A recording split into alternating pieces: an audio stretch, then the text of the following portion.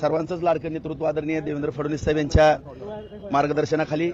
महायुतीच्या माध्यमातून देवेंद्र फडणवीस साहेब, शिंदे साहेब, सुनेत्राताई पवार यांच्या मार्गदर्शनाखाली आणि खास करून आमचे सर्वांचे सहकारी मित्र ज्यांनी या जिल्ह्यामध्ये फार असं कष्ट घेतलं असे आमचे सर्वांचेच एक बंधू जयभाऊ गोरे यांच्या सहकार्यातून आणि संपूर्ण या ठिकाणी या जिल्ह्यातील नेते मंडळी, आमदार, माजी आमदार, त्या आघाड्यांचे नेते, सर्व नगरसेवक बंधू भगिनी, जिल्हा परिषदचे सर्व बंधू भगिनी, सभापती बंधू भगिनी, महापालिकेचे सर्व नगरसेवक बंधू भगिनी आणि सर्वच मतदार बंधू भगिनी आणि संपूर्ण या जिल्ह्यातील जनतेची एक भावना होती की माझ्यासारखा एक कार्यकर्ता या ठिकाणी आमदार म्हणून विधान परिषदेमध्ये जावा, कारण विधानसभेला